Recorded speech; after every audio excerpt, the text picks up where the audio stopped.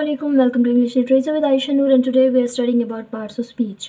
Before that हम high school English grammar book में से phrase and clause, subject and predicate, sentence and types of sentence पढ़ चुके हैं। अगर आपको ये टॉपिक क्लियर करना है या नोट्स चाहिए तो डिस्क्रिप्शन में दिए गए लिंक को ओपन करें।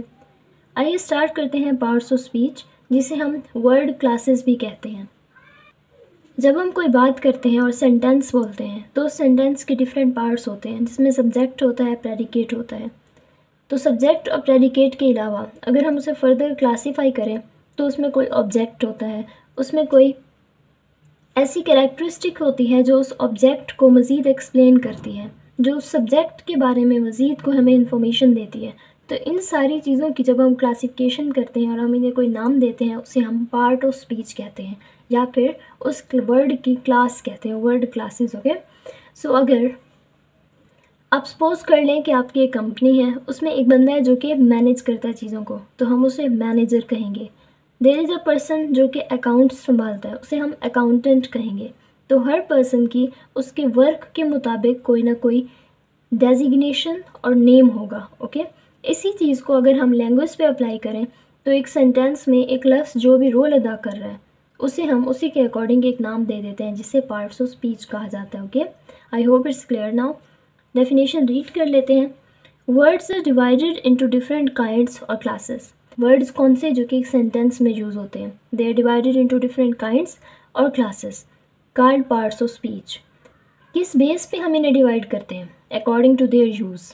ओके, वर्ड्स को हम उनके यूज़ की बेस पे डिवाइड करते हैं, that is according to the work they do in a sentence. अब एक सेंटेंस में एक वर्ड जो वर्क कर रहा है, जो काम कर रहा है, उसकी बेस पे हम पार्ट्स ऑफ स्पीच बनाते हैं। तो कौन कौन से पार्ट्स ऑफ स्पीच है हमारे पास? Basically we have 8 parts of speech, but nowadays in modern English language and modern grammar there is another parts of speech that is known as determiners. So determiners are now counted in parts of speech and word classes as a 9th part. Okay, so let's start from the noun. A noun is a word used as the name of a person, place or thing. So noun is simply detected, is simply founded in a sentence by tracing person, place or thing. Okay, if we have an example, Akbar was a great king. So let's find nouns in this sentence. We will read first word Akbar. What is Akbar? Is Akbar an object? क्या अकबर एक object है, person है, place है, thing है, क्या है? Akbar is a person. Okay, so Akbar is a person, he would be noun. Was, what is was? Was is not a person, not a place, nor a thing, so he was would be not a noun. Okay, great, क्या great person है? नहीं. place है? नहीं. thing है? नहीं. so great भी noun नहीं होगा. king, king क्या है हमारे पास? क्या king place है? no. king कोई चीज़ है? no. king person है? yes. king must be a person, so king भी noun होगा. Okay, I hope concept clear हो गया होगा कि कोई भी पर्सन हो, प्लेस हो या फिर थिंग हो, आप उसे नाउन कंसीडर कर लेंगे। ओके, अब एक और बात याद रखें कि थिंग में हमारे पास कौन कौन सी चीज़ें हो सकती हैं। थिंग में हमारे पास हमारे 5 सेंसेस से जिसे हम फील कर सकें कोई भी चीज़, वो हम थिंग में या चीज़ में इंक्लूड करेंगे। ओके, 5 सेंसेस हमारे पास हैं, सी, हेयर, टेस्ट, टच और स्मेल। इन 4-5 चीज़ों से हम जिस भी चीज़ को परसीव कर सकते हों वो हमारे पास थिंग होगी। कोई भी चीज़ जिसके बारे में हम कुछ फील कर सकते हैं, हम कुछ सोच सकते हैं, हम उसे थिंग में शुमार करेंगे। आई होप नाउन का कॉन्सेप्ट क्लियर होगा। और अगर आपको कहा जाए कि आप किसी भी पैराग्राफ में से नाउन्स फाइंड करें तो आप इजीली फाइंड कर सकते हैं। Okay, so next we have adjective. अच्छा, अब एक बात बताएं आप, ये एक किंग है, right? Akbar was a great king हमने कहा और अकबर और किंग को हमने नाउन का नाम दिया। अब ये जो किंग है, he must be brave, right? ये बहादुर तो ज़रूर होगा। अंडरस्टूड सा कॉन्सेप्ट है कि किंग हमारे पास ब्रेव होता है। ओके, जो किंग है ही इज़ ब्रेव। किंग क्या था? नाउन। अब इसके साथ अगर हम लगाएं ब्रेव किंग, किंग या कावर्ड किंग, ये क्या कर रहे हैं? अब ये 2 वर्ड्स ये इस किंग को एक्सप्लेन कर रहे हैं, उसकी किसी क्वालिटी को एक्सप्लेन कर रहे हैं। ऐसे अल्फाज जो एक नाउन की क्वालिटी को, एक नाउन अच्छाइयों को या बुराइयों को एक्सप्लेन करें, उसके मीनिंग में कुछ ऐड करें। अभी तक हमारे पास अगर किंग था, he was only a king, लेकिन अगर हमने उसके साथ ब्रेव लगाया, हमने उसके साथ कॉर्ड लगाया, okay, so he would be more explain to us, उसके मीनिंग में हमारे पास एडिशन हो जाएगी। फॉर एग्जाम्पल, एक और एग्जाम्पल ले लेते हैं। अगर हमारे पास गर्ल है, गर्ल पर्सन है, so it would be a noun, okay. अगर हम इस नाउन के मीनिंग में कुछ ऐड करना चाहें और यहाँ पे हम लिखें प्रिटी, ओके, प्रिटी गर्ल, क्या होगा हमारे पास, ये बन जाएगा एडजेक्टिव, ओके। प्रिटी को हम क्या कहेंगे, एडजेक्टिव। ब्रेव और कावर्ड, इन दोनों को हम क्या कहेंगे, एडजेक्टिव। एडजेक्टिव क्यों कहेंगे, क्योंकि इसने कुछ ऐड किया है, किस चीज़ में, नाउन के मीनिंग में, ओके। अगर किसी नाउन के साथ उसकी किसी क्वालिटी को बयान करने के लिए हम कोई वर्ड लगाते हैं, उसके मीनिंग में हमको इजाफा करते हैं, उसे हम एडजेक्टिव कहते हैं। An adjective is a word use to add something to the meaning of a noun, okay. For example, he is a brave boy, इसमें एडजेक्टिव क्या होगा, brave, okay. There are 20 boys in this class, अब boys तो हैं, boys के साथ हमने क्या लगाया, 20, ओके। बॉयज़ के मीनिंग में कुछ ऐड हो गया, क्या ऐड हो गया, उनकी तादाद ऐड हो गई, उनकी strength, okay, it's 20, it would be adjective. Noun समझ आ गया, एडजेक्टिव क्लियर हो गया। उसके बाद हमारे पास है प्रोनाउन। प्रोनाउन और नाउन कुछ सेम नहीं लग रहे। नाउन में हमने क्या ऐड कर दिया, प्रो, ओके। सो प्रोनाउन क्या होता है कि जब हमारे पास, हम नाउन को बार बार रिपीट नहीं करना चाहते, हम नाउन की जगह पे कोई और वर्ड इस्तेमाल कर लेते हैं, उसे हम प्रोनाउन कहते हैं। A word used instead of a noun, noun की जगह कुछ इस्तेमाल होने वाले अल्फाज प्रोनाउन कहलाते हैं। अब ये कैसे होगा, आपको याद होगा कि जब हम बचपन में माई बुक ऐसे लिखा करते थे, तो उसकी फर्स्ट लाइन होती थी this is my book, okay. Book एक चीज़ है, थिंग है, सो बुक हमारे पास नाउन होगी, फाइन। नेक्स्ट हम दूसरा सेंटेंस लिखते थे, I bought it from market. अब इस इट का क्या मतलब है, इट इशारा कर रहा है बुक की तरफ। हम एक सेंटेंस में बार बार एक ही नाउन को रिपीट नहीं करते, this is my book, I bought this book from market, I love this book very much, बल्कि हम इस बुक की जगह इट का इस्तेमाल कर रहे हैं, I bought it from market, okay. अगर हम कहते हैं Ali is my best friend, next sentence में हम कहेंगे he says his praise 5 times a day, Ali की जगह हमने ही यूज़ कर लिया। अगर मैं कहती हूँ स्माइरा इज़ माई बेस्ट फ्रेंड, स्माइरा की जगह हमने नेक्स्ट सेंटेंस में शी यूज़ करूँगी, ओके। बार बार हम एक नाउन को रिपीट नहीं करते, बल्कि उस नाउन की जगह कोई और वर्ड लगा देते हैं, उसे हम प्रोनाउन कहते हैं। क्लियर। एग्जाम्पल देख लेते हैं, John is absent because he is ill. अब अगर हम यहाँ पे कहना चाहें बिकॉज जॉन इज़ इल, तो वो भी ठीक होगा, लेकिन नाउन की जगह हम जब कोई और हेल्पिंग वर्ब, कोई और वर्ड यूज़ करते हैं, उसे हम प्रोनाउन कहते हैं, ओके। जॉन की जगह हमने ही यूज़ किया।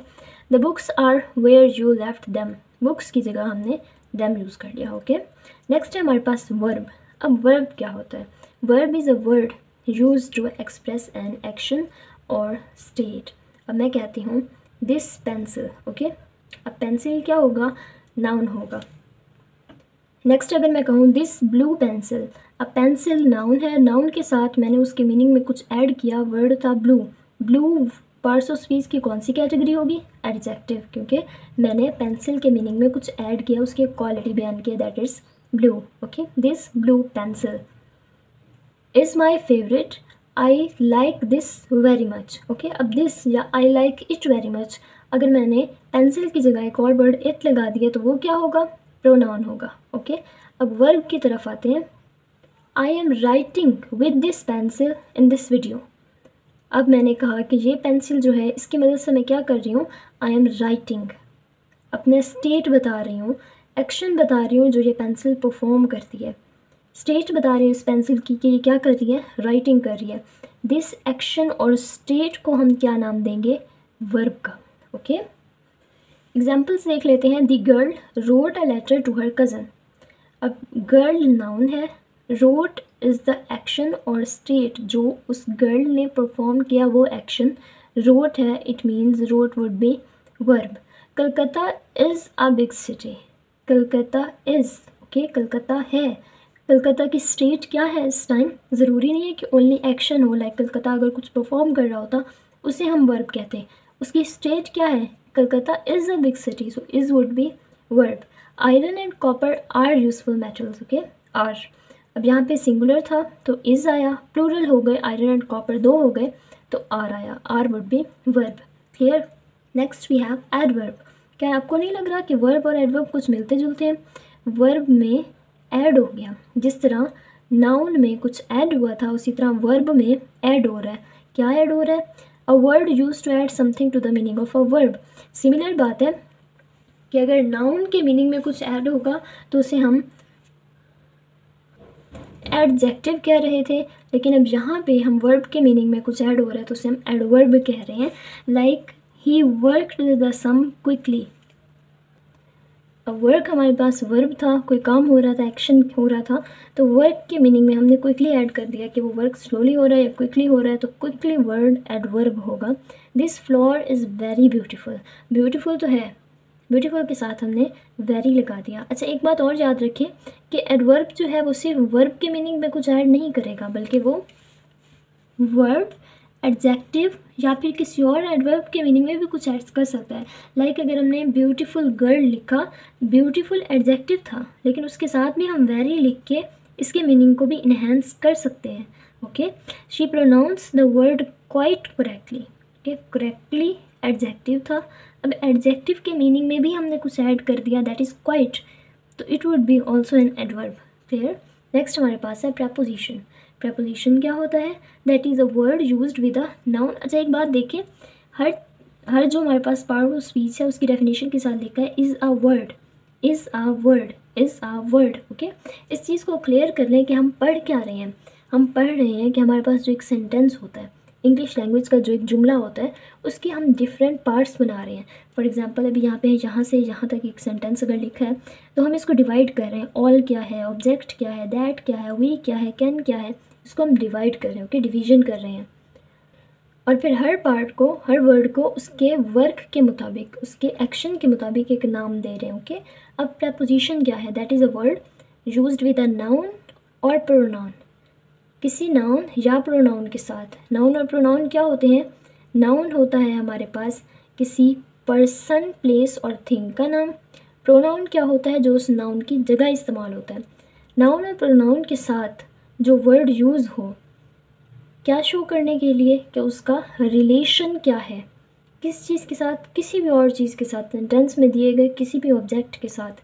अब आयशा है फॉर एग्जांपल, आयशा का एक रूम के साथ क्या रिलेशन है? Ayesha is sitting in the room, Ayesha is on the roof, in the room. In word जो होगा वो हमारे पास प्रपोजिशन होगा। एग्जाम्पल से क्लियर करते हैं। देयर इज़ अ काउ, एक काउ है, in the garden. In word जो है ये एक्सप्लेन कर रहा है कि काउ का इस गार्डन के साथ क्या रिलेशन है। इन हमारे पास प्रपोजिशन होगा। The girl is fond of music, girl का म्यूज़िक के साथ क्या रिलेशन है? Fond of. Okay, a fair little girl sat under a tree. अब गर्ल का, नाउन का ऑब्जेक्ट के साथ क्या रिलेशन है? अंडर अ ट्री, वो उस ट्री के नीचे खड़ी है। Under would be preposition. Clear. Next हमारे पास है कंजक्शन।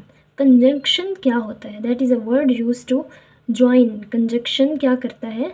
ज्वाइन करता है वर्ड्स और सेंटेंसेस को। कैसे? Rama and Harry are cousins. अब यहाँ पे अगर होता रामा, हैरी और कज़न्स, तो रामा और हैरी के दरमियान अगर कुछ ना होता तो हमारे लिए कन्फ्यूजन होती कि आया ये वर्ड एक ही है या दो डिफरेंट पर्सनस हैं। तो जब हमने इन दोनों के दरमियान कुछ लगा दिया तो वो इन दोनों को ज्वाइन कर रहा है और क्लियर कर रहा है कि ये दो डिफरेंट नाम हैं। इसे हम कंजक्शन कहेंगे। Rama and Harry are cousins makes 4। I ran fast but missed the train. Okay, so next we have interjection. Interjection क्या होता है? That is a word which expresses some sudden feelings. Okay, हमने sentences की type में पढ़ा था कि हमारे पास एक्सक्लेमेटरी सेंटेंसेस होते हैं, क्या करते हैं कि अपनी सडन फीलिंग्स को एक्सप्रेस करते हैं। एक्सक्लेमेशन मार्क्स क्या होता है कि कुछ वर्ड्स जिनमें हम सडन फीलिंग या वंडर का इजहार करते हैं तो उसके आगे हम मार्क्स यूज़ करते हैं। ये रहा हमारे पास एक्सक्लेमेशन मार्क। ओके, अब एक अगर एक्सक्लेमेटरी सेंटेंस है हमारे पास, हम उसे एनालाइज कर रहे हैं, तो उसमें जो वो वर्ड होगा जो सडन फीलिंग को एक्सप्रेस कर रहा होगा, उस वर्ड को हम इंटरजेक्शन कहेंगे। राइट। अगर हम कहते हैं hurrah, we have won the game, ये जो वर्ड हुर्रा है जिसके बाद एक्सक्लेमेशन मार्क यूज़ हुआ है, इस वर्ड को हम इंटरजेक्शन कहेंगे. Alas, she is dead. Alas word interjection है. Okay. So next we have the ninth one part of speech जिसे हम determiners कहते हैं. Determiners ninth part of speech है जो कि modern grammar में include किया जाता है. Determiners are words like a, an, the, this, that, these, those, every, each, some, any, my, his, one, two, etc. which determine or limit the meaning of the nouns that follow. Okay.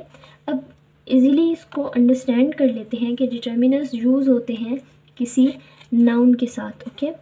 अब ये करते क्या हैं? Determiner word से जाहिर हो रहा है कि ये डिटर्मिन करते हैं. क्या डिटर्मिन करते हैं? लिमिट को या मीनिंग को. ओके. डिटर्मिन करते हैं या फिर हम ये भी कह सकते हैं कि लिमिट करते हैं, उस चीज़ को स्पेसिफाई कर देते हैं कि वो किस हद तक है, वो कितनी है, हाउ मच, उसकी क्वांटिटी, उसकी क्वालिटी को एक्सप्लेन कर देते हैं. ओके. डिटर्मिन कर देते हैं. नेक्स्ट है हमारे पास as words are divided into different classes.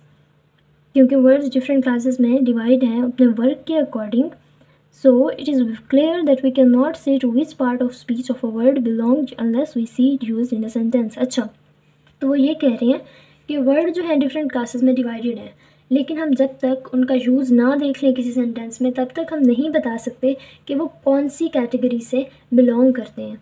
जैसे एक वर्ड है, हम अकेले वर्ड को देख के नहीं बता सकते कि वो नाउन है, वो प्रेपोजिशन है, कंजक्शन है, एडवर्ब है. सेंटेंस में जब एक वर्ड यूज़ होता है तो उसकी वर्ड क्लास डिफरेंट हो सकती है, वेरी कर सकती है. ओके. दे अराइव्ड सून आफ्टर. अब यहाँ पे आफ्टर एडवर्ब है. दे अराइव्ड आफ्टर अस, यहाँ पे प्रेपोजिशन है after. They arrived after we had left, यहाँ पे आफ्टर जो है कंजक्शन है. वर्ड सेम है लेकिन उसकी वर्ड क्लास चेंज हो रही है. किस लिहाज से? सेंटेंस में उसके यूज़ के लिहाज से. ओके. अब यहाँ पे हमारे पास एक एक्सरसाइज है, आप इस एक्सरसाइज को सॉल्व करें. अगर कोई कन्फ्यूजन है तो कमेंट बॉक्स में पूछें. And yes, don't forget to subscribe my channel. Thank you so much.